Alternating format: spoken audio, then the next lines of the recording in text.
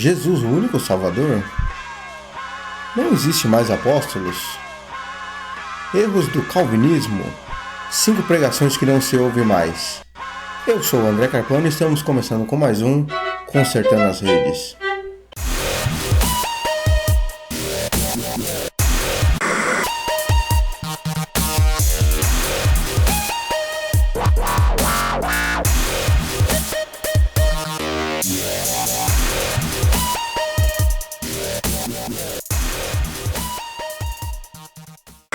Saudação carponiana, meu irmão e minha irmã. Com muita alegria e grande satisfação, mais uma vez eu venho vos trazer esse quadro que procura sempre trazer coisas diferentes e sempre abordar assuntos que poucos gostam de falar. Estamos vivendo em um tempo em que certas coisas não podem ser ditas em cima de um púlpito, ou certas coisas não podem também ser mencionadas diante das televisões, das câmeras. E é sobre isso que eu quero falar. Número 1. Quem é o teu Salvador? Sobre Jesus ser o único e suficiente Salvador. Nós vemos em algumas denominações que Jesus não é o único e suficiente Salvador, que encontraram os outros métodos e outros salvadores para as pessoas. Por incrível que pareça, não é a questão de ter um ídolo ou uma imagem ou algo do tipo, não. Porque a enganação não precisa ser somente de uma forma, de uma base, como um ídolo ou um deus pagão. Mas existem outras formas também. A doutrina também pode ser um outro Deus, um outro Salvador também aos olhos de muitos. Porque isso aos poucos vai cegando a pessoa e aquilo que aparentemente é o certo acaba se tornando o errado. Eu quero citar algumas fontes aqui, aliás, uma fonte que é tirado do site da Universal. Eu quero falar sobre a doutrina que eles dizem sobre os 10 passos para se ter o Espírito Santo. Veja bem, aparentemente ela é uma coisa boa, mas olha só como que ela vai enganando. Não podemos deixar de dizer também que o Sr. Macedo, ele é um judeu de linhagem sefardita, e com esta ladainha que ele usa de que o templo de Salomão que ele construiu, e sobre essa judaização, está se especulando, existe já quem especula que ele, com essa conversa fiada, ele vai querer que todas as pessoas entreguem naquele templo o dízimo, inclusive todos os crentes. E segundo um escândalo que ele teve, um problema que ele teve com alguns umbandistas e algumas pessoas do candomblé, alguns babalorixás, estão se atrelando a ele, e é um modo de ele conseguir ganhar esse povo também, não ganhar para Cristo, mas ganhar financeiramente.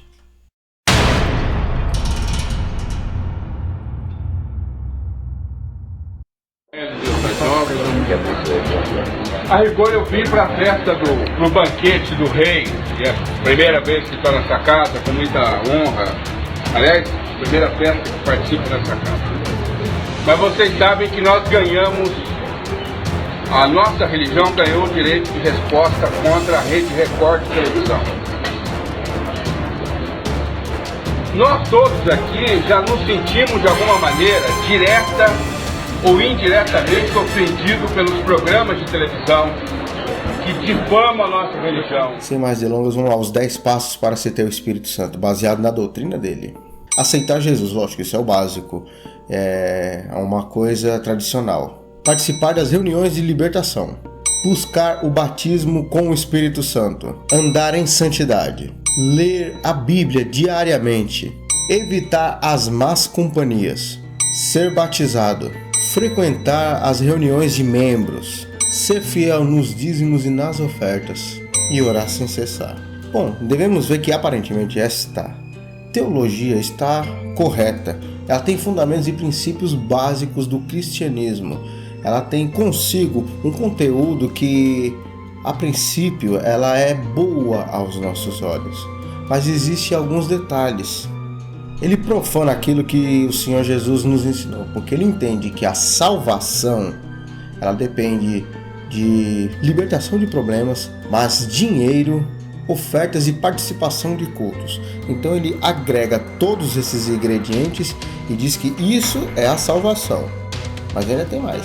existem algumas coisas que ele não fala, ele não menciona, que são de suma importância, como por exemplo, regeneração, justificação, perdão de pecados, adoção, reconciliação com Deus e perseveração dos santos, a perseverança.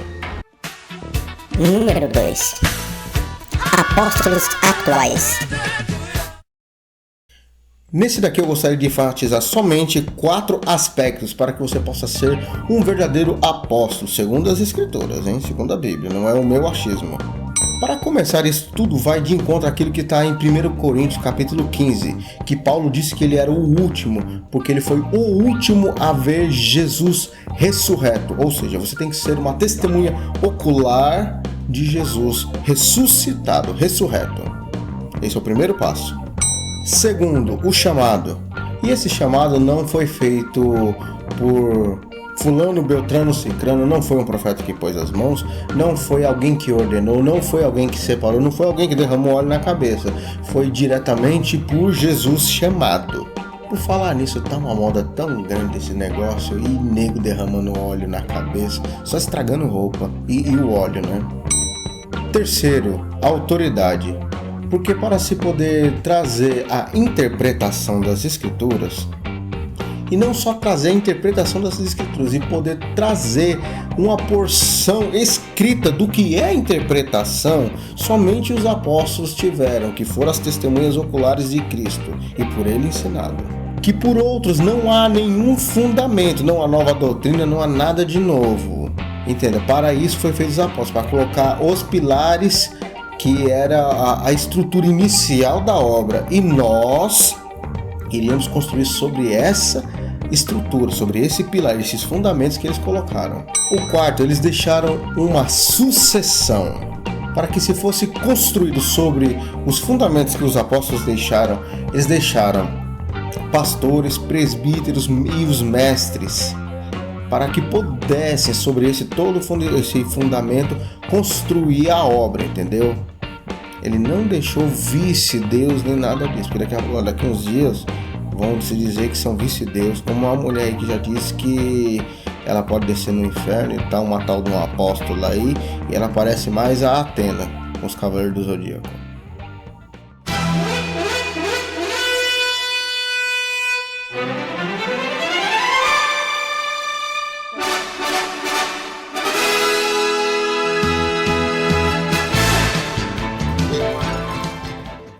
Terceiro, o médico Miguel Silvestre. Esse daqui os calvinistas não explicam não, e você nunca vai ouvir um calvinista da própria boca confessar isso daqui, porque isso daqui é pano pra manga. No ano de 1553, preso na Espanha pelo ato de apenas negar a sua crença na Trindade, ele não acreditava nessa doutrina da Trindade, só por negar, ele foi preso e sentenciado à morte. E ele fugiu da Espanha e foi para Genebra. E lá esse camarada sendo preso, ele teve num concílio e teve nas mãos também de João Calvino. E João Calvino poderia ter feito alguma coisa para ter tirado ele, não para ser brando, para tirar ele. Isso é uma coisa, uma questão. Se você pergunta pra qualquer calvinista, eles calam a boca na hora, ou então eles vão querer mudar de assunto. Mas eles não gostam de explicar, não gostam de falar que o pai da fé deles, embora teve muitas boas obras, a organização da igreja, mas esse cara era um assassino. E ele se baseia na doutrina de um assassino, que não aceita ser contrariado, que é o dono da razão e que quem fala alguma coisa contra, ele manda matar. Maçonaria gospel. Esse daqui é pra doer os cabelos do sovaco. Depois da propagação que teve, assim, das obras, não só maçônicas, mas as obras que eram para matar muita gente, que foi Albert Piker, que quase ninguém gosta de falar, que ele ajudou a organizar a Primeira e a Segunda Guerra Mundial. Além de organizar a Primeira e a Segunda Guerra, ele pegou e fundou a Ku Klux Klan, a famosa KKK, que foi feito de uma igreja evangélica e ajudou, que ela matava os negros. lá nos Estados Unidos, na época da libertação da escravatura, inclusive naquele filme Mississippi em Chamas fala sobre isso, e também naquela série Raízes. Os mais velhos vão entender, vão se lembrar dessa série que eu tô falando, que passou no SBT e na Globo. Os mais velhos vão se lembrar muito disso daí. E com esse maldito reflexo da maçonaria que já começou naquela época, que veio pro lado evangélico e está até nos dias atuais, muitos gostam de falar que sempre tem uma desculpa para se entreter e se envolver com isso. Embora, lógico, que Deus tem a sua opinião contra a maçonaria. Vamos ver qual é a opinião de Deus contra a maçonaria. Do de Ezequiel, no capítulo 8, versículo de número 15, fala que Deus olha para o templo e fala sobre uma coisa leviana, que é a maior abominação para ele. A maior abominação para Deus não é o pecado de fornicação, não é o pecado de adultério, não é o pecado contra você falar mal do pastor, não é o pecado de contra você não dar dízimo, não tem nada disso. O maior pecado de todos, a coisa mais abominável aos olhos do Criador, qual que é?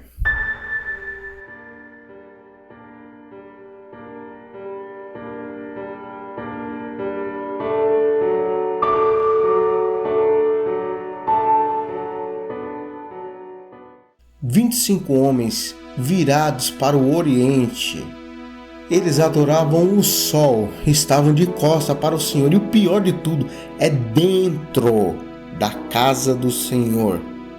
Essa visão mostrou dentro da casa. Inclusive, falando nisso, os destemplados, vamos se dizer assim, os desigrejados, nem todos, mas uma boa parte, gosta de falar sobre o templo por causa disso. E eles não observam essa passagem que fala que dentro da casa, a coisa mais abominável é dentro da casa. Ou seja, ainda existe casa. E a coisa que eles faziam que mais Deus odiava é que eles levavam o ramo de acácia ao nariz. Aí você se pergunta, o que tem a ver isso daí, o ramo de acácia ao nariz, com a maçonaria? Esse é um ritual da maçonaria que é feito quando tem o culto fúnebre deles, que eles dão 3 voltas ao redor do caixão com um ramo de acácia ao nariz. Isso é abominável aos olhos do Criador. Deus nunca, jamais vai aceitar isso. Quem leva o nome dele faz esse tipo de coisa. Que seja os de fora, não os de dentro. Quinto, Malaquias 3:10. Esse é o texto mais usado por quem quer roubar ou é instruído a fazer isso. Tem pessoa que faz na simplicidade, porque fulano, beltrano, cicrano cobra dele ou ensina ele errado. Antes disso, vamos levar em consideração 4 fatos de suma importância. Primeiro, o que é o dízimo? 10% de uma colheita, 10% de um alimento, não dinheiro. Segundo, para a classe sacerdotal comê-la. Pode ver que dentro de Israel, na época, havia um câmbio que poderia fazer-se a troca de alimento, de dinheiro por alimento, para que pudesse entregar o seu dízimo. Inclusive, quando Jesus expulsou os cambistas do templo, foi porque eles faziam esse câmbio. A lei permitia fazer o câmbio, mas o câmbio que eles faziam de um preço muito mais caro. O que era a coisa, por exemplo, um boi, uma ovelha tinha um certo valor, eles cobravam 10 vezes o valor da ovelha para poder sacrificar lá dentro. Terceiro, só existe um único lugar de se entregar o dízimo, que é em Jerusalém, no Templo de Salomão. Isso eu estou falando segundo a escritura aqui, ó. Levítico 18, 26 fala sobre isso. Deuteronômio 14, 23 e 24 fala que tem que se comer aonde está a arca. E isso ninguém te explica. Quarto, que é uma coisa que muito profeta da internet, muito doutor não gosta de explicar, não gosta de falar. Eles falam aos pecados, o que lhe convém. Na igreja primitiva havia 2 sistemas que foi organizado as ofertas. Atos 4, 34 e 35 diz que se vendiam tudo no princípio da igreja e se depositava aos pés dos apóstolos, para que não tivesse necessidade alguma, era tudo dividido e todos tinham tudo em comum, vendia-se tudo. Depois, com o tempo, a igreja começou a melhorar o andamento e começou a crescer, então não era necessário esse tipo de obra. Então, em 1 Coríntios 16, o versículo 1 e 2, foi-se feita uma coleta, que lógico, era baseado conforme a prosperidade de cada um. Fora o que diz em 2 Coríntios, no capítulo 8 e também no capítulo 9, sobre as ofertas, que era para ser contribuído com generosidade e conforme aquilo que Deus lhe dava. Não estipulava nenhum, nem 5 e nem 10%. E, por exemplo, nós podemos ver então que existem lugares que têm uma administração diferente, como por exemplo os Estados Unidos. Lá o dízimo pode ser mensal como pode ser anual, não fica essa coisa direto, que lá o salário é contado anualmente. E lá na Europa a administração é diferente, eles pedem, não é 10%, é 5%, olha como a coisa muda. Vocês veem como que é a administração. E esquecendo que 1 Timóteo 5,18 também fala sobre isso, o irmão Rubens esqueceu de ensinar o povo sobre isso também. Ele só olha os DVD que ele vende, só e as palestras caríssimas, que ele fala que odeia templo, mas faz palestra caríssima lá e chama o povo, ou então em troca de DVD, né? Nas palestras dele, né? E é na onde? Não é dentro de 4 paredes?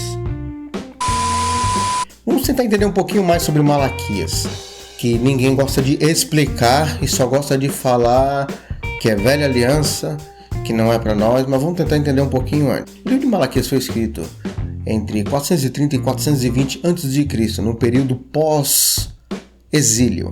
O maior questionamento de Deus, porque o culto era feito então nessa época, só que parcialmente, sem o cumprimento da lei, porque o povo de Israel estava voltando do cativo babilônico, que eles tinham passado 70 anos lá.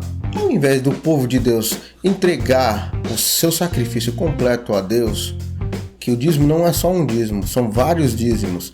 E o que o povo fazia? Somente ia lá e fazia a sua contribuição no sentido do seu sacrifício. Só levava a sua ovelha para ser sacrificada e pronto, acabou. Só isso.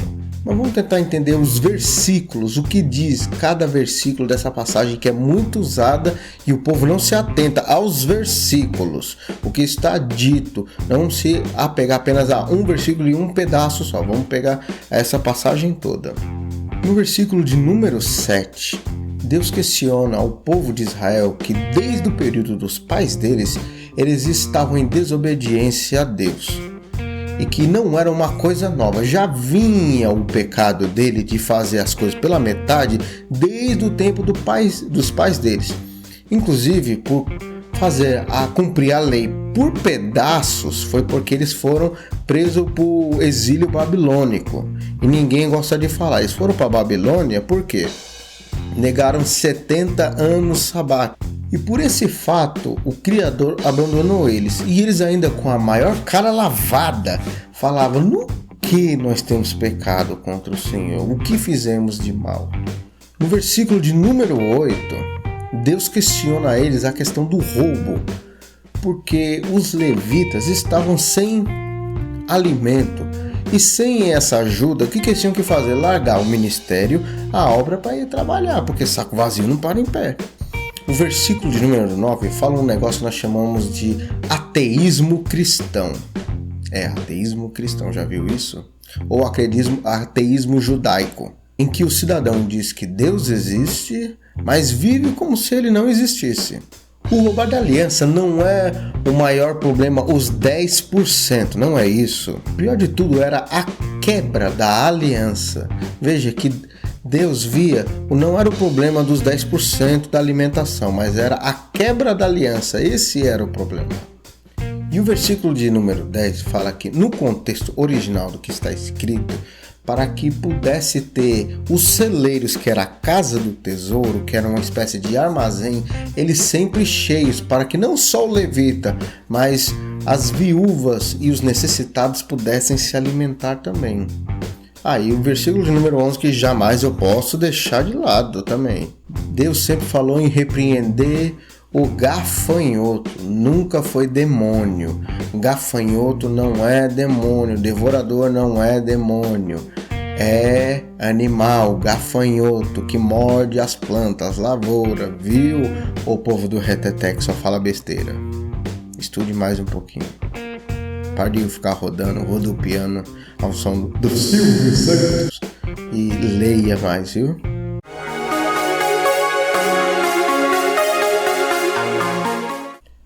dízimo nunca foi mágico. Ele sempre foi um mandamento para a velha aliança e que Deus se agradava de quem obedecia. Deus jamais tem obrigação de dar nada a ninguém. E muito menos o dinheiro é um amuleto. O maior símbolo de prosperidade vem de todo aquele e aquela que obedece a Deus e também todas as pessoas que são trabalhosas, sinceras, justas e honestas, independente da religião e do que faz. Quantos ateus, quantos agnósticos, quantas pessoas que não conhecem a Deus e nem as Escrituras e são tão prósperos porque trabalham, se dedicam. E lembre-se, Deus não vai te amaldiçoar se você não der 10%. Porém, Ele abençoa com bom grado a todos aqueles que são generosos. E é isso então, meu irmão e minha irmã. Se vocês gostaram desse vídeo, não deixe de dar aquela curtida, compartilhar e comentar também, que ajuda, e se inscrever no nosso canal. E que Deus abençoe a todos. Amém.